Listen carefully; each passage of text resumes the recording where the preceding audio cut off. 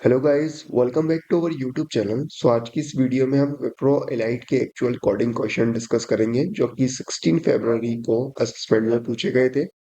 तो पहले हम क्वेश्चंस देखेंगे, आपको यहाँ पर स्लाइड्स में दिख रहे होंगे। पहले हम क्वेश्चन देखेंगे, उनका एक्सप्लेनेशन देखेंगे, फिर हम उसको सॉल्यूशन देखेंगे यानी कि कोड देखेंगे, और हर एक कोडिंग का जो लाइन रहेगा मैं उसके नीचे कमेंट भी आपको डाल दूंगा ताकि जब आप पीडीएफ के थ्रू ये सारा कोडिंग देखें, आप कोड देखें, प्रोग्राम देखें, तो आपको पूरा समझ में आए कि कौन सी लाइन का क्या काम होने वाला है। कुछ इस तरीके से आपको ये पीडीएफ फॉर्म में मिल जाएगा और हर एक लाइन के नीचे आपको मैं कमेंट डाल दूंगा।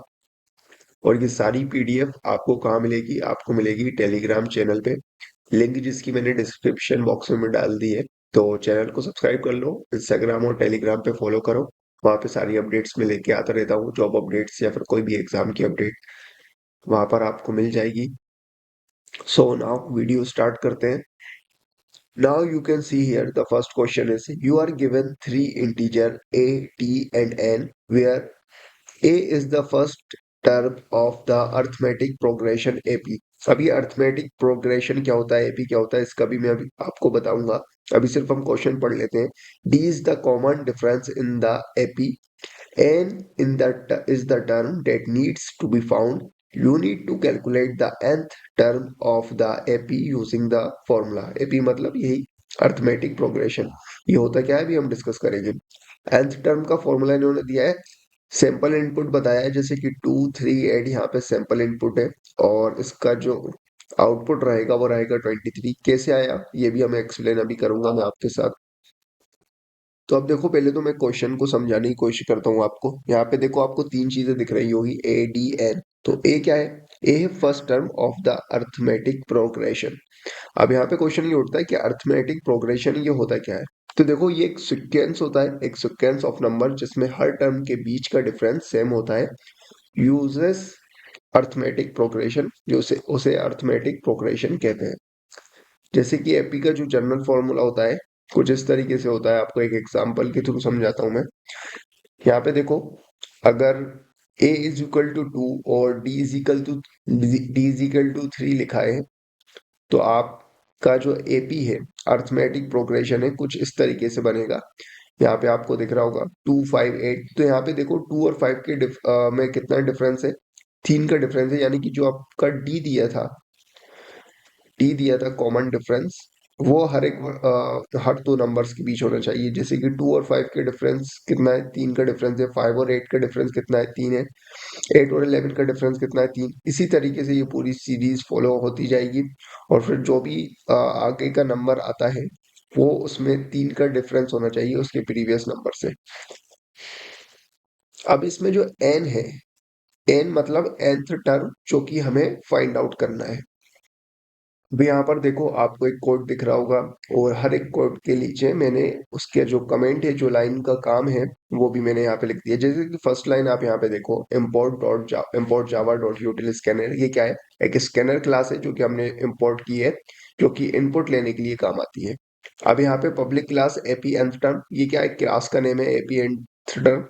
और फिर हमने क्या करा, पब्लिक स्टैटिक वॉइड मेन, यानी कि जो मेन मेथड रहती है जावा की, जिस जहाँ से जो कि हर एक प्रोग्राम में जरूर होती है, वो हमने मेन मेथड यहाँ पे लिख दी। अब scanner scanner is equal to new scanner system dot in. अब यहाँ पे स्कैनर ऑब्जेक्ट बनाया यूजर इनपुट लेने के लिए, और देखो यहाँ पे सिस्टम डॉट इन जो हमने डाला है वो करेगा यूजर इनपुट, यूजर से इनपुट लेने के लिए। न्यू कीवर्ड करके हमने स्कैनर का ऑब्जेक्ट बना लिया। अब यहाँ पे देखो हमने लिखा int a is equal to scanner dot next int. तो यहाँ पे ये करेगा, पहला जो टर्म है जो कि ए था हमारे केस में, वो यूजर से इनपुट ले लेगा और अपने पास सेव कर लेगा। इसी तरीके से int d is equal to scanner, int n is equal to scanner. तो ये क्या करेंगे, इंट डी में कॉमन डिफरेंस इनपुट जो है, जो कि हम डालेंगे। जैसे कि हमारे जो एग्जांपल में हमने देखा था 3 था कॉमन डिफरेंस, तो हम यहाँ पे 3 स्टोर कर देंगे। इंट एन में कौन सा टर्म फाइंड आउट करना है, हम वो इसके अंदर स्टोर करने की कोशिश करेंगे। बाकी ये जो स्कैनर डॉट क्लॉज है, ये कुछ नहीं, एक क्लॉज कर दिया हमने मेमोरी बचाने के लिए। बाकी ये नहीं भी हो तो भी चलेगा, लेकिन अभी मैं कहूंगा आप इसे लगाओ। और फिर जो हमारा फॉर्मूला इसने इन्होंने दिया था क्वेश्चन में, int nth term is equal to a plus n minus one divide multiply by d, ये हमने फॉर्मूला यहाँ पे यूज करा। और फिर क्या करा, system dot out dot print l n का हमने यूज करा, और nth टर्म जो था वो यहाँ पे प्रिंट करा हमने। ये सारी पीडीएफ जो है आपको मिल जाएगी और आप अच्छे तरीके से इससे समझ पाओगे। आपको पहले एक बिना कोड का सॉल्यूशन मिल जाएगा कुछ इस तरीके से, और फिर जो कोडिंग के साथ साथ आपको जो ये कमेंट आउट दिख रहा है इसके साथ साथ ऐसे ऐसे करके, और फिर इसका आउटपुट मैं नीचे डाल दूंगा तो आपको ऐसा भी सॉल्यूशन मिल जाएगा। आई होप चीजें समझ में आ रही होंगी आपको, और नहीं आ रही तो फिर कमेंट में बताना। जो नेक्स्ट वीडियो मैं बनाऊंगा उसके लिए कुछ और अच्छे तरीके से समझाने की आपको कोशिश करूंगा। फिलहाल के लिए अभी हम सेकंड क्वेश्चन पे चलते हैं।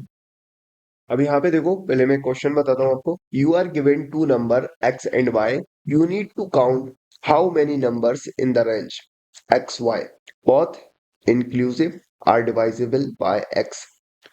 सैंपल इनपुट यहाँ पे दिया है। सैंपल इनपुट क्या है, 3 और 18, जैसे कि हमने सैंपल इनपुट डाला तो आउटपुट आपको आना चाहिए 6।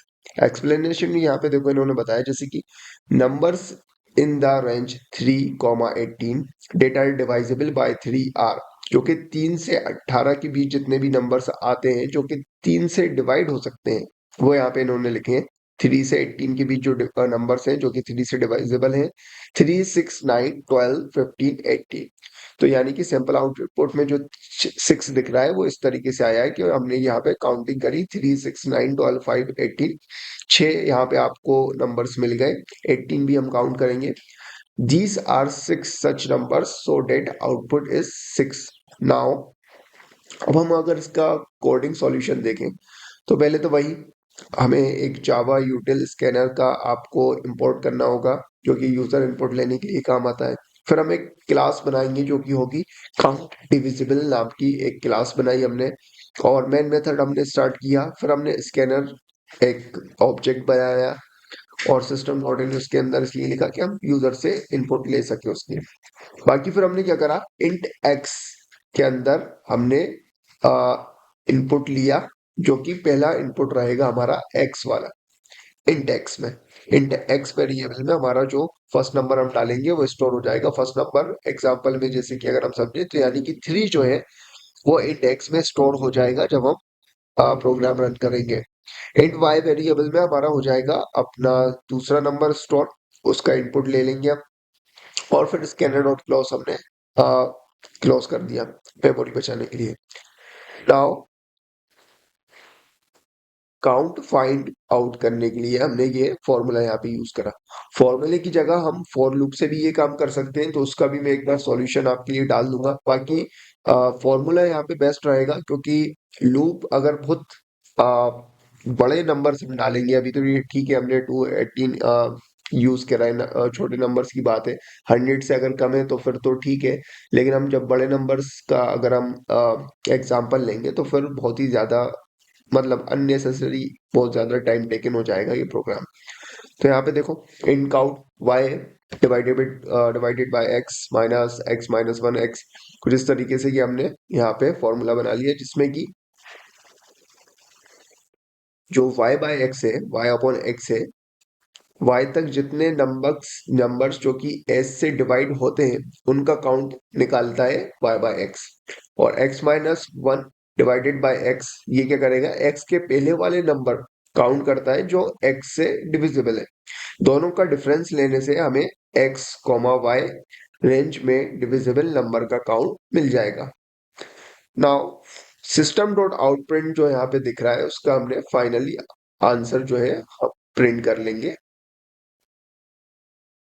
क्योंकि हमने ये जो फॉर्मूला था काउंट नाम से बनाया था, तो ये फॉर्मूले की जो भी वैल्यू आएगी वो काउंट में स्टोर होगी, और यहाँ पे इस तरीके से हम काउंट को जो है प्रिंट कर लेंगे, यानी कि जो फॉर्मूले का सॉल्यूशन आएगा वो हम प्रिंट कर लेंगे। बाकी फॉर लूप से भी ये काम हो सकता है, तो उसका भी सॉल्यूशन का मैं स्क्रीनशॉट लेके आपको यहाँ पे पीडीएफ में लगा देता हूँ। ये पीडीएफ आपको मिल जाएगी मेरे टेलीग्राम चैनल पे, और भी इस तरीके की वीडियोस चाहते हैं तो प्लीज कमेंट में बताएं। बाकी जो भी अदर वीडियोस हैं उनको आप एक बार चैनल पे जाके देख सकते हो, या फिर कोडिंग से रिलेटेड नहीं, एप्टीट्यूड से जो भी रिलेटेड वीडियो अगर आप चाहते हो तो फिर कमेंट में बता सकते हो, या फिर मुझे इंस्टाग्राम पे मैसेज करके बोल सकते हो। मिलता है नेक्स्ट वीडियो में। Goodbye, best of luck, take care.